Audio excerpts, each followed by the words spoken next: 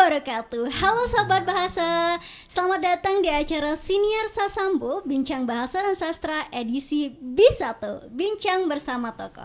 Dan kali ini Ira Liana tidak sendirian sahabat bahasa, karena Ira kedatangan tamu yang sangat istimewa dan sangat penting di Nusa Tenggara Barat, yaitu yang terhormat Bapak Dr. Haji Aidi Furkon SPD MPD selaku Kepala Dinas Pendidikan dan Kebudayaan Provinsi Nusa Tenggara Barat, dan juga yang terhormat Ibu Umi Kulsum M. Hum selaku Kepala Kantor Bahasa Provinsi Nusa Tenggara Barat. Halo, assalamualaikum Bapak. Assalamualaikum warahmatullahi wabarakatuh. Bagaimana kabarnya? Sehat, baik. Alhamdulillah. Lancar berbuka ya Pak? Alhamdulillah. Hari ini berbuka istimewa. Kenapa Bapak? Karena berbuka di kantor bahasa. Dan bertemu saya mungkin ya Pak. Kepala kantornya dong. Oh iya, baik. Terima kasih. Iya. Iya, senang sekali ya Bapak kita dapat berjumpa di Siniar kali ini. Dan di episode kali ini kita akan membahas tentang integrasi program antara Kantor Bahasa NTB dan juga Dinas Pendidikan. Nah, Bapak kan kebetulan di tanggal 2 Mei ini kita akan merayakan Hari Pendidikan Nasional. Iya, betul. Dan kalau tidak salah dari Dinas Pendidikan NTB itu membuat salah satu lomba, yaitu penulisan artikel ilmiah populer ya Pak. Iya. Kalau boleh tahu itu seperti apa Pak? Ya, lomba penulisan artikel ilmiah populer ini merupakan salah satu dari 9 aktivitas yang dilakukan oleh Dinasdikbud dalam rangka Hari Pendidikan Nasional. Khusus untuk penulisan artikel ilmiah populer ini dibuka untuk umum di luar internal Dikbud, bahkan masuk eksternal, diikuti oleh guru semua jenjang mulai dari SD, SMP, SMA, SMK, MA, kemudian juga termasuk pondok pesantren atau madrasah. Selama 2 bulan kurang lebih kami buka kompetisi ini untuk bisa para peserta itu mengekspresikan kemampuan mereka pada tema Merdeka Belajar dan dengan subtema mengajar pada masa pandemi Covid. Tujuan kita adalah mencari gagasan, mencari inovasi para guru mengatasi kesulitan mengajar pada masa pandemi. Alhamdulillah sampai dengan kita close kemarin tutup kompetisi itu ada sekitar 193 naskah yang masuk dan sudah diberi nilai, serta 10 besar sudah kita umumkan. Wah, luar biasa sekali Pak. Oke, yang 10 besar itu akan kita uji kembali penilaian melalui penilaian presentasi yang dilaksanakan pada tanggal 2 Mei setelah upacara Hardiknas. Lalu malamnya kita selenggarakan ISO 2021. ISO itu apa Bapak? ISO itu Anugerah Istimewa Sekolah. Iya, itu akronim yang saya buat di masa kepemimpinan saya, ISO 2021, untuk memberi apresiasi dari sisi media, sekolah ramah teknologi, sekolah bersih dan sehat untuk zero waste, guru kreatif inspiratif, SMK kreatif, sekolah dengan aktivitas kebudayaan, dan penyampaian informasi berita yang kreatif maupun yang paling banyak di sekolah-sekolah. Alhamdulillah kita melihat sampai dengan kita tutup kompetisi kemarin sudah menyentuh angka 900-an yang masuk. Nah, ini semua adalah kompetisi yang jangka waktunya sejak 2020 yang lalu pasca tahun ajaran baru sampai dengan April 2021. Berarti sangat panjang sekali ya. Sangat panjang, Pak, ya? kecuali yang artikel hanya 2 bulan. Iya, itu betul. yang paling pendek. Berarti memang itu salah satu program yang paling dekat untuk dilaksanakan saat ini ya Bapak Mbak, ya. Betul. Berarti kalau tadi sudah membahas tentang lomba-lomba yang ada di Dinas Pendidikan sendiri, saya ingin mungkin berpindah dahulu ya Pak ya ke Ibu Umi. Lebih ke apakah ada nih Bu kolaborasi antara Dinas Pendidikan dan juga Kantor Bahasa Bu?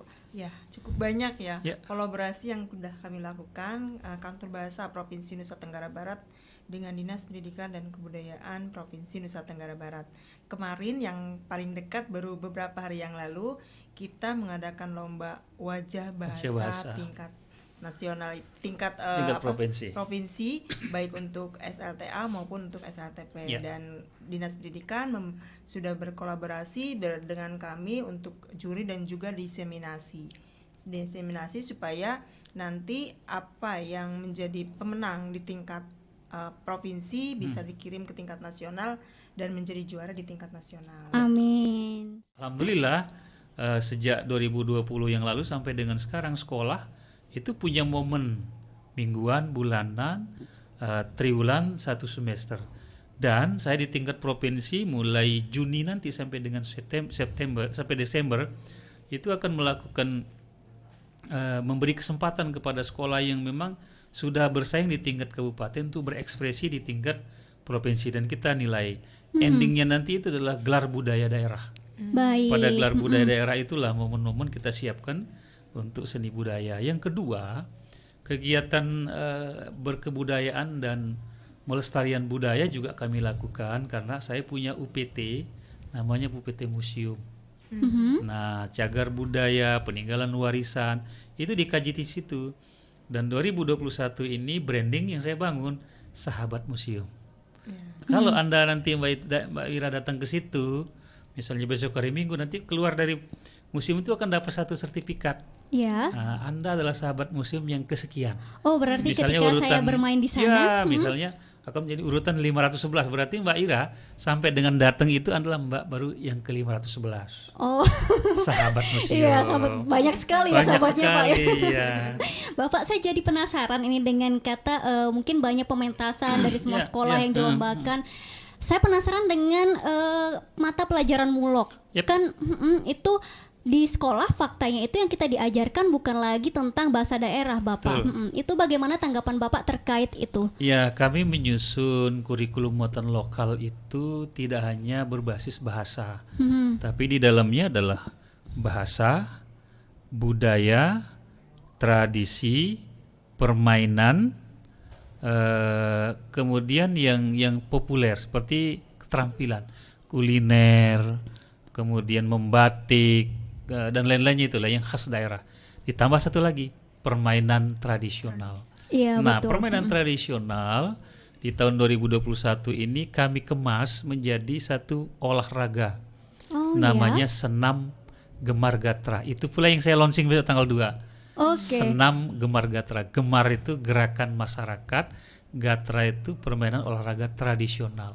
Jadi gerakannya ini ada gerakan orang main gansing, ada orang main lompat tali, ada gerakan enggrang, dan beberapa gerakan yang lain terkemas menjadi satu olahraga. Ini inovasi saya semester ini. Berarti itu digabung Jadi, semuanya Pak dari semua semua permainan permainannya. dipenggal jadi gerakan olahraga. Mirip-mirip dengan poco-poco. Oh iya, Ah. saya bisa membayangkan, tapi tidak bisa membayangkan bagaimana gangsing tiba-tiba berubah jadi enggrang. Bisa di searching di Iya, Google. baik, akan saya cari Bapak nanti iya. ya. Baik, kita berpindah lagi ke Iya. Ibu Umi. Ibu menanggapi dengan program kerja yang budaya dari Dinas Pendidikan, bagaimana dukungan dari kantor bahasa untuk menerapkan atau mengaplikasikan program kerja dari Dinas Pendidikan itu? Ya, terima kasih Mbak. Ya, dukungan kami mungkin tadi ya kurikulumnya sudah ada. Kami juga sudah membuat muatan lokal itu bahan ajarnya.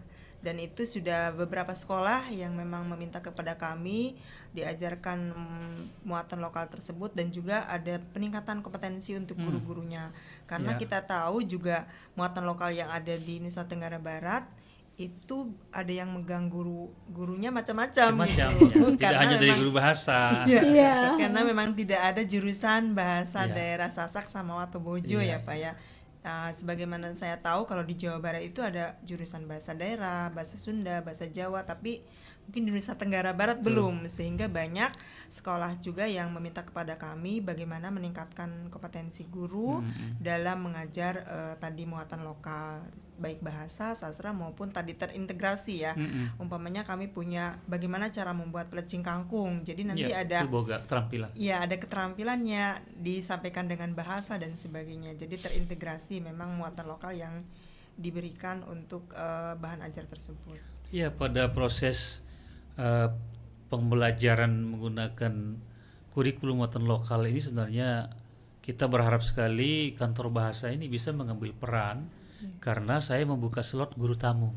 Oh ya. Jadi silakan teman-teman kantor bahasa yang lain yang kompeten praktisi, saya beri ruang di guru tamu. Boleh pilih sekolah mana saja. Wah, berarti enak sekali itu ya Pak ya. Benar.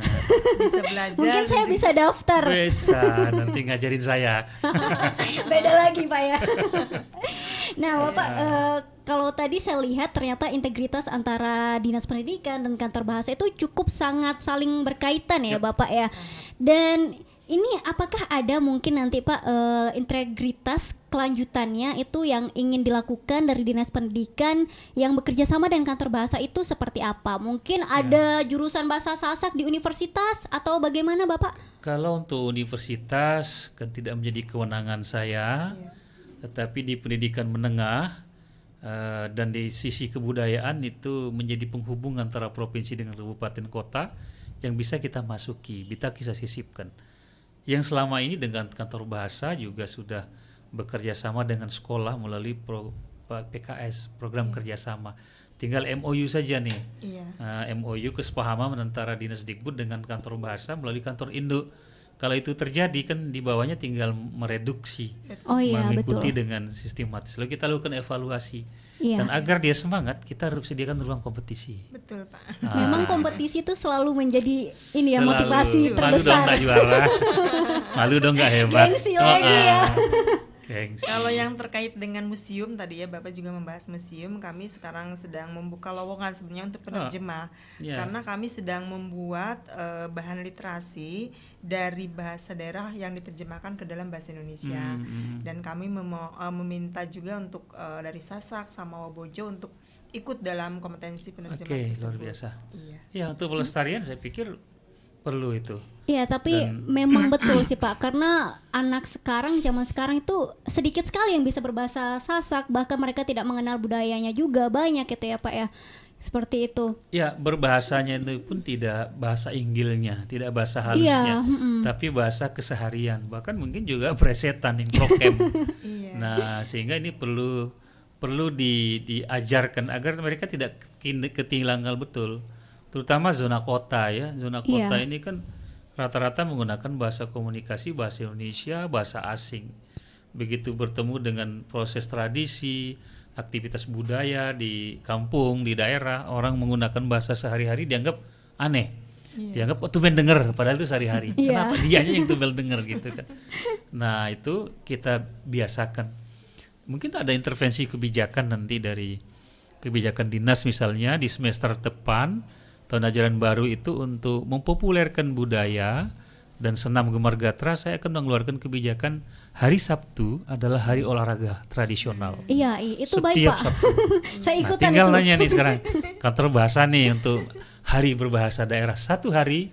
Ya, itu sebenarnya amanat dari Perda Pak. Perdanya sudah ditetapkan nomor 5 tahun 2020. Ada satu hari berbahasa daerah. Nah itu tapi Perda itu belum ditindaklanjuti dengan Pergub dan mungkin mohon dukungan dari dinas juga. Diregistrasi di aturan daerah dulu, baru diturunkan menjadi peraturan gubernur ya. Iya betul. Kita diskusi intens Bu Mi. PR kita banyak Pak.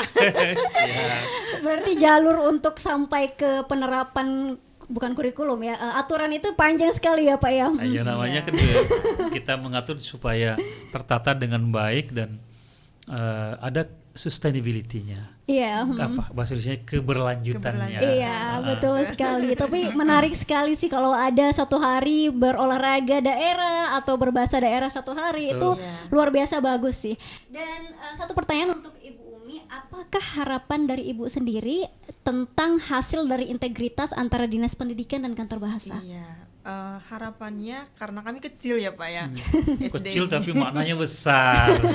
Ya tentu akan tidak berarti kalau sendirian, sehingga kami perlu dukungan semua lapisan masyarakat, terus juga pemerintahan daerah, kemudian Dinas Pendidikan dan Kebudayaan, supaya apa yang kita cita-citakan, umpamanya tadi pelestarian bahasa daerah, pengembangan bahasa daerah, pembinaan bahasa Indonesia juga bisa terwujud di Nusa Tenggara Barat.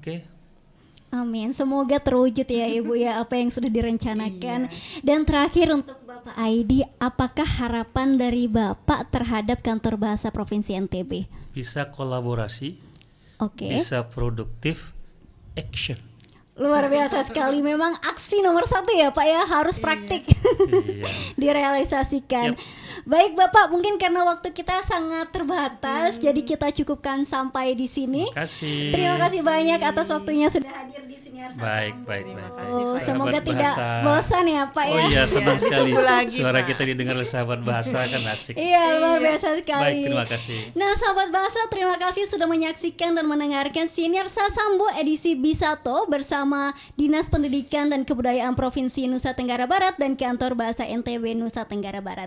Jangan lupa untuk saksikan Siniar Sasambo setiap hari Rabu di YouTube Kantor Bahasa NTB, atau kamu bisa mendengarkan di Siniar Sasambo via Spotify dan juga SoundCloud. Dan jangan lupa kita juga ada kuis setiap episodenya, dan untuk pertanyaan episode kali ini bisa kamu lihat di sini.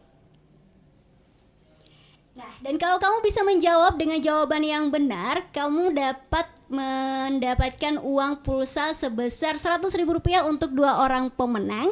Jadi kamu tinggal menonton saja videonya atau mendengarkan siniarnya di akun-akun yang sudah saya sebutkan tadi, dan jawab saja jawaban kamu di kolom komentar YouTube Kantor Bahasa NTB. Kalau begitu Bapak Aidi dan Ibu Umi, terima kasih banyak. Terima kasih. Kami cukupkan untuk siniar kali ini. Saya Ira Liana pamit, dan juga tamu yang ada di sini pamit undur diri. Terima kasih. Wassalamualaikum warahmatullahi wabarakatuh. Waalaikumsalam warahmatullahi Sampai jumpa. wabarakatuh.